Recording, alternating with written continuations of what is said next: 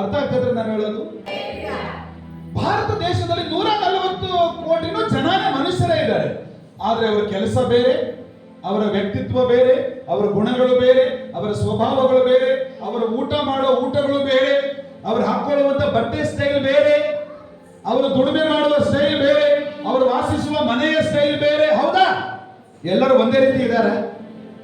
ಎಲ್ಲರೂ ಹೀಗೆ ಮನೆ ಆಗಿದ್ದಾರೆ, ಎಲ್ಲರೂ ಹೀಗೆ ಮನೆ ಆಗಿದ್ದಾರೆ ಅಂತ ನಾವು ಹೇಳಕ್ ಸಾಧ್ಯನಾ? ಎಲ್ಲರೂ ಹಿಂಗೇ ಇದ್ದಾರೆ ಅಂತ ಹೇಳಕ್ ಸಾಧ್ಯನಾ? ಇಲ್ಲ. ಎಲ್ಲರ ಏರುಪೇರು ಏನ್ರಿ? Psalm chapter 5 verse 11.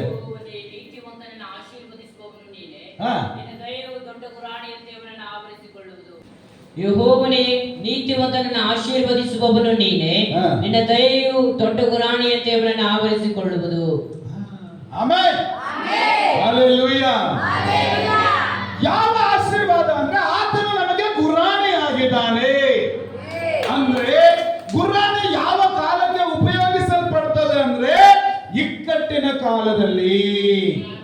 ಹಲ್ಲೆಲೂಯಾ. ಕೀರ್ತನೆ 2ನೇ ಸಬ್ ಪಾಯಿಂಟ್ ನೋಟ್ ಮಾಡ್ಕೊಂತ ಹೋಗ್ರಿ. ಕೀರ್ತನೆ 118:26.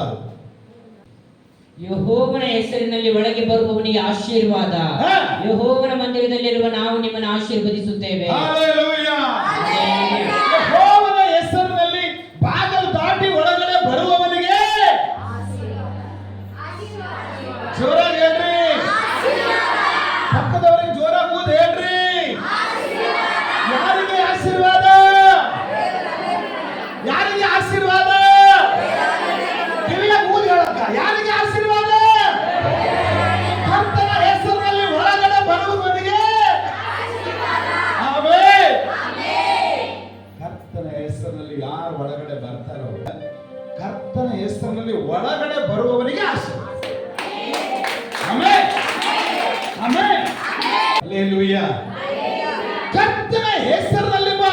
ಪ್ರಿಯ ದೇವರ ಮಕ್ಕಳೇ, ಮೈಂಡ್ ಫ್ರೀ ಇರಬೇಕು. ಯಾವಾಗ ಮನಸ್ಸು ಫ್ರೀ ಇರಬೇಕು. ಮನಸ್ಸಲ್ಲಿ ಮೋಸ ಇಟ್ಕೋಬಾರ್ದು, ವಂಚನೆ ಇಟ್ಕೋಬಾರ್ದು, ಕೋಪ ಇಟ್ಕೋಬಾರ್ದು, ತಾಪ ಇಟ್ಕೋಬಾರ್ದು.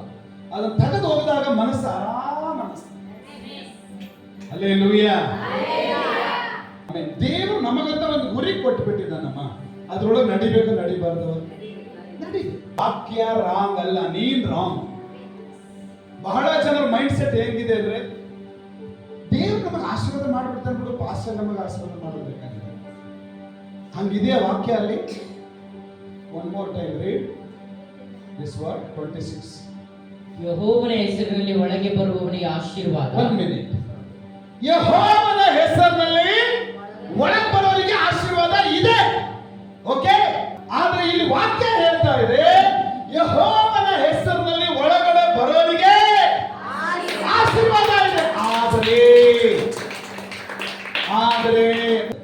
ಆದರೆ ಯಾವ ರೀತಿಯಲ್ಲಿ ಆಶೀರ್ವಾದ ಬರುತ್ತದೆ? ಯೆಹೋವನ ಮಂದಿರದಲ್ಲಿರುವ ನಾವು ನಿಮ್ಮನ್ನು ಆಶೀರ್ವದಿಸುತ್ತೇವೆ. ಹಲ್ಲೆಲೂಯಾ.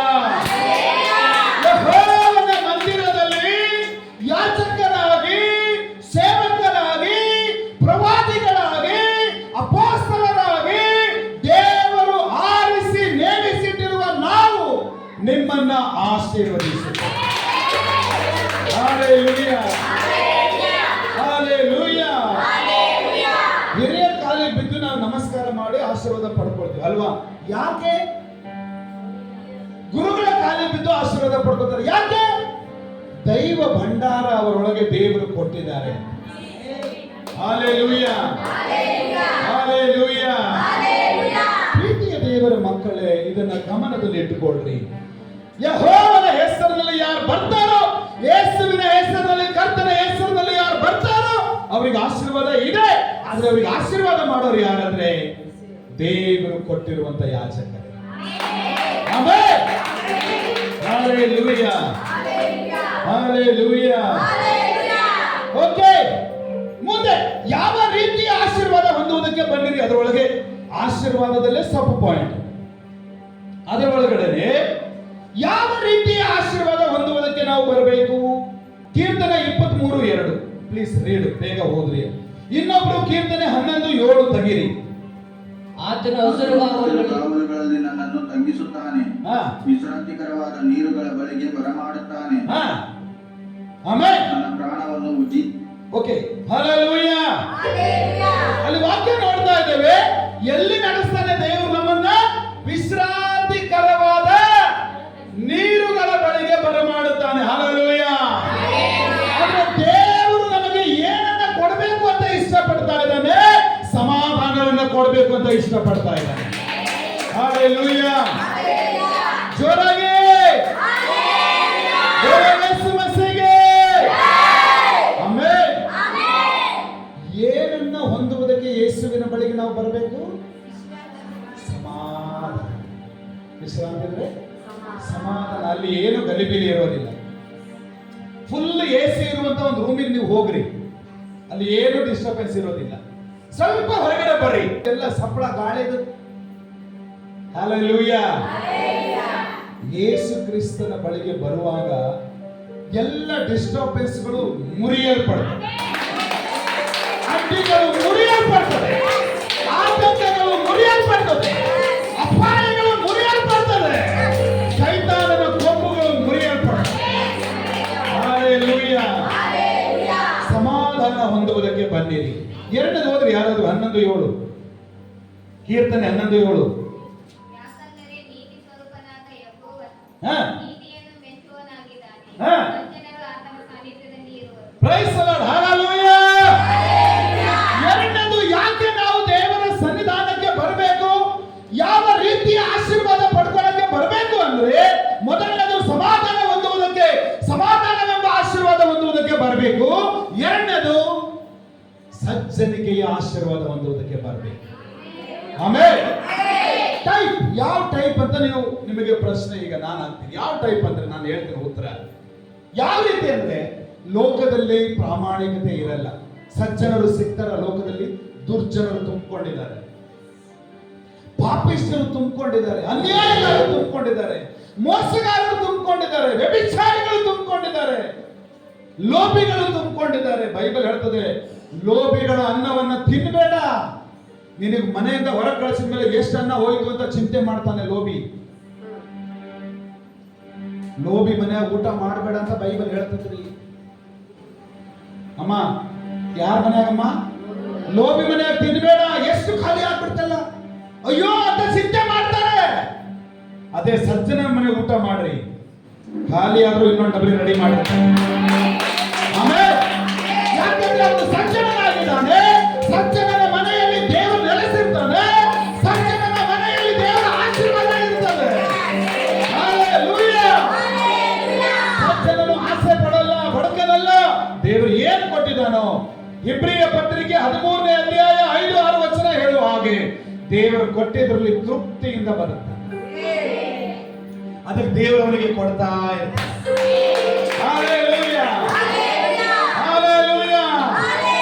ಹಲ್ಲೆಲೂಯ. ಯಾವುದಕ್ಕೆ, ಯಾವ ರೀತಿಯ ಆಶೀರ್ವಾದ ಹೊಂದುವುದಕ್ಕೆ ಬರಬೇಕು? ಸಮಾಧಾನವೆಂಬ ಆಶೀರ್ವಾದ ಹೊಂದುವುದಕ್ಕೆ ಬರಬೇಕು. ಬನ್ನಿರಿ, ಸಜ್ಜನಿಕೆಯ ಆಶೀರ್ವಾದ ಹೊಂದುವುದಕ್ಕೆ ಬನ್ನಿರಿ. ನೀವು ಲೋಕದಲ್ಲಿ ಇದ್ದು ಲೋಭಿಗಳಾಗಿದ್ದೀರಾ, ನೀವು ಸಜ್ಜನಿಕೆ ಕಲಿಬೇಕಂದ್ರೆ ದೇವರ ಬಳಿ ಬನ್ರಿ.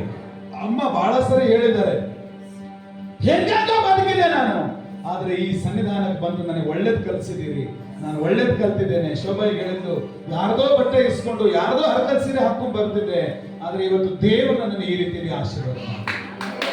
ನೀವೆಲ್ಲ ಜೀವನದಲ್ಲಿ ಇದೆ ಅಲ್ವಾ?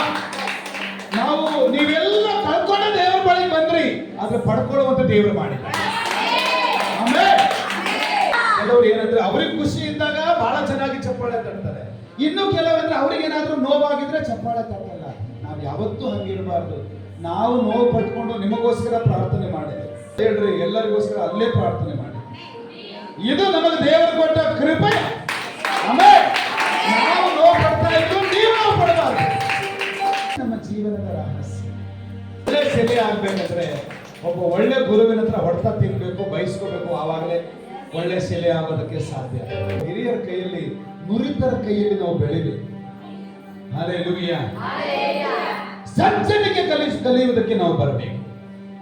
Praise the Jesus. 23ನೇ ಕೀರ್ತನೆ 6ನೇ ವಚನ ಓದ್ರಿ. ನೆಕ್ಸ್ಟ್ ಪಾಯಿಂಟ್ ಅಂದ್ರೆ ಆಶೀರ್ವಾದ ಹೊಂದುವುದಕ್ಕೆ ಬನ್ನಿರಿ. ಅದರೊಳಗಡೆ ಓಕೆ, ನಿಶ್ಚಯವಾಗಿ ಎಲ್ಲರೂ ಬಾಯಿ ತೆಗೆದು ಹೇಳ್ರಿ. ಇನ್ನೊಂದ್ಸರಿ ಹೇಳ್ಸಮ್ಮ. ನಿಶ್ಚಯವಾಗಿ ನನ್ನ ಜೀವಮಾನದಲ್ಲೆಲ್ಲ ಈಗ ಒಂದೇ ಸರಿ ಆಗ್ಬೇಕು. ನಿಶ್ಚಯವಾಗಿ ನನ್ನ ಜೀವಮಾನದಲ್ಲೆಲ್ಲ ಶುಭವು ಮತ್ತು ಕೃಪೆಯು ಶುಭವು ಮತ್ತು ಕೃಪೆಯು ಶುಭವು ಕೃಪೆಯು ಹಾ, ನನ್ನನ್ನು ಹಿಂಬಾಲಿಸುವವು. ಯಾರನ್ನು ಯಾರನ್ನು ನನ್ನನ್ನು ಹಿಂಬಾಲಿಸ್ಕೊಂಡು ಬರ್ತಾವು. Hallelujah. ನಿಶ್ಚಯವಾಗಿ fix. Yes. Amen. ಹೌದು. ಯಾರನ್ನ ಅಕ್ಕ ಯಾರನ್ನ ಮೀನಾಕ್ಷಿ ಯಾರನ್ನ Hallelujah. See, ಒಬ್ಬ ವ್ಯಕ್ತಿ ದೇವರ ಆಶೀರ್ವಾದ ಪಡಿಬೇಕಂದ್ರೆ ಒಳ್ಳೆ ಕುರುಬನ ಮೇಲೆ ನಂಬಿಕೆ ಉಳ್ಳವನಾಗಬೇಕು.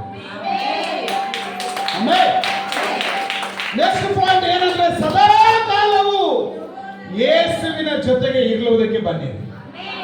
ಆಮೆನ್. ನಾನು ಸದಾ ಕಾಲವು ಯೆಹೋವನ ಮಂದಿರದಲ್ಲಿ ವಾಸಿಸುವೆನು. ಎಲ್ಲಿ ವಾಸ ಮಾಡ್ತೀರಿ? ಎಲ್ಲಿ ಎಲ್ಲಿ? ಅರ್ಥ ಆಯ್ತಲ್ಲ? ಆಸೆ ಬಯಕೆ. ಹಲ್ಲೆಲೂಯಾ. ಒಳ್ಳೆ ಸಾಕ್ಷಿ ಕೊಟ್ಟಲ್ಲ, ನಾವು ದೇವರ ಸನ್ನಿಧಾನಕ್ಕೆ ಹೋದ್ರೆ ನನ್ನ ದೇವರು ನನ್ನ ಮಗಳನ್ನ ಬಿಡಿಸ್ತಾನೆ.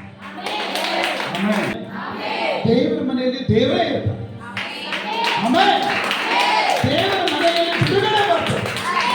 ದೇವರ ಮನೆಯಲ್ಲಿ ಆಶೀರ್ವಾದ ಬರ್ತದೆ. ದೇವರ ಮನೆಯಲ್ಲಿ ಸಮಾಧಾನ ಇರ್ತದೆ. ದೇವರ ಮನೆಯಲ್ಲಿ ಸುಖ ಇರ್ತದೆ. ನೆಕ್ಸ್ಟ್ ಪಾಯಿಂಟ್ ಏನಂದ್ರೆ ಸುಖ. ಕೀರ್ತನೆ 16:2. ನಾನು ಯೆಹೋವನನ್ನು ಹಾ? ಕುರಿತು ಹಾ? ನೀನೇ ನನ್ನ ಒಡೆಯನು, ಹಾ? ನನ್ನ ಸುಖವು ನಿನ್ನಲ್ಲಿಯೇ ಹೊರತು ಬೇರೆ ಇಲ್ಲ ಎಂತಲೂ ನನ್ನ ಸುಖವು ನಿನ್ನಲ್ಲೇ